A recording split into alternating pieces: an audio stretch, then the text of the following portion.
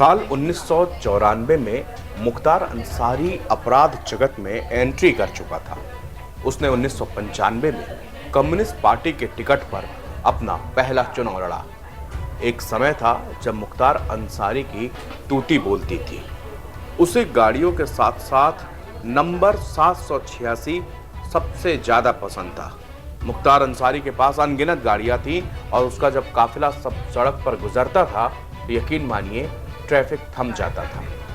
मुख्तार का एक और बहुत बड़ा हुनर था, एक ही गाड़ी से 2 से 3 गाड़ियां बना लेना। नमस्कार, मैं हूं विनीत त्रिपाठी और मुख्तार अंसारी की एक और कहानी के साथ आपके सामने हाजिर हुआ। मुख्तार इंश्योरेंस कंपनियों पर दबाव डालकर अपनी ही गाड़ी का टोटल लॉस वसूल लेता था। इसके बाद फिर उसी गाड़ी को नीलामी में खुद ही खरीद लेता था। इसके बाद टोटल लॉस के पैसे से दूसरी गाड़ी खरीदता था। इस तरह मुख्तार सरीखे जैसे लोगों ने अपने दबंगई के चलते गाड़ियों का साम्राज्य खड़ा कर लिया था।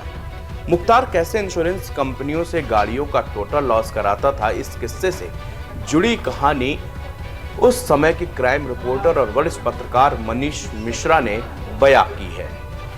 मुख्तार सहित कई बाहुबली माफियाओं के खिलाफ खबर लिखने वाले मनीष मिश्रा बताते हैं कि सिर्फ मुख्तार अंसारी ही नहीं, लगभग सभी माफियाओं ने इंश्योरेंस कंपनियों को लाखों रुपयों का चूना लगाया है। लेकिन मुख्तार की इस समय चर्चा चल रही है तो इसलिए वह सबसे ऊपर है। मनीष मिश्रा ने मुख्तार से जुड़ा एक और किस्सा सुनाते हुए बताया कि 2002 और 3 में मुख्तार के दुश्मन रहे कृष्णानंद रॉय लखनऊ से गाजीपुर की ओर जा रहे थे। उधर मुख्तार अंसारी का काफिला लखनऊ में एंट्री कर रहा था। कैंट इलाके के कटाई के पुल के पास दोनों काफिलों का आमना सामना हो गया। मात्र काफिला आमने सामने आने भर से ही दोनों ओर से फायरिंग शुरू हो गई। बताया जाता है कि पहली फायरिंग कृष्णानंद रॉय के गुट की ओर से हुई थी।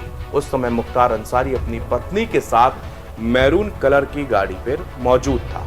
वरिष्ठ पत्रकार के मुताबिक उस फायरिंग के दौरान मुख्तार की सफारी गाड़ी में एक गोली छत को भेदते हुए अंदर की ओर घुस गई थी। इसके कारण मुख्तार की गाड़ी में गोली के छर्रे के बराबर छेद भी हो गया था।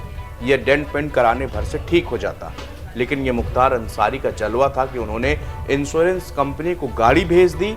उस समय लखनऊ में रॉयल होटल के पीछे न्यू इंडिया इंश्योरेंस कंपनी का दफ्तर हुआ करता था। कंपनी में गाड़ी भेजकर मुख्तार अंसारी ने कहा कि हमारी गाड़ी पर टोटल लॉस होना चाहिए।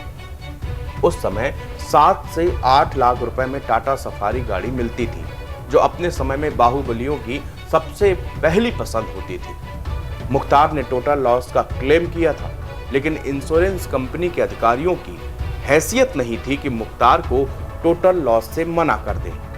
इसी तरह से मुख्तार अंसारी के दबाव में उस गाड़ी का टोटल लॉस हो जाता और उसका पूरा पैसा मुख्तार अंसारी को मिल जाता था।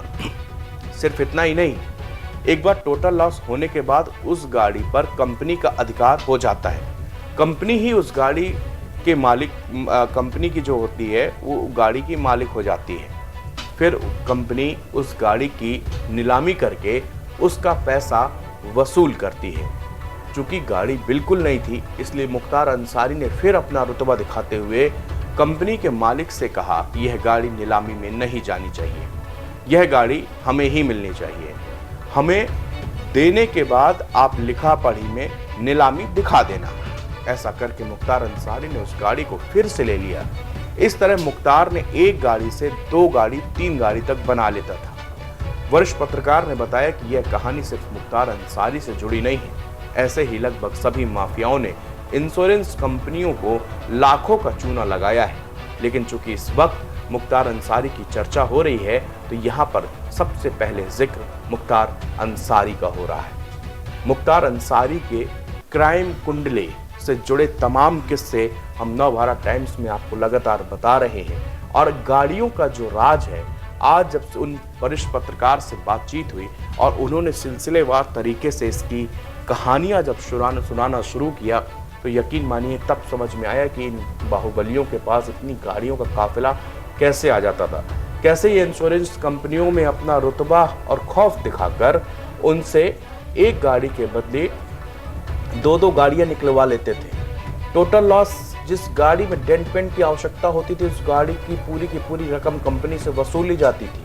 और फिर जब उस पर कंपनी का कब्जा हो जाता था तो कंपनी वालों से ये कहा जाता था कि आप इसकी नीलामी दिखा दीजिए, हमको ये गाड़ी चाहिए। मतलब एक गाड़ी जो आपकी गई थी उसको फिर से वापस माफिया जो है थोड़ी बहुत रकम देके ले लेते हैं। इस तरह इन माफियाओं ने अपनी गाड़ी का साम्राज्य खड़ा कर दिया।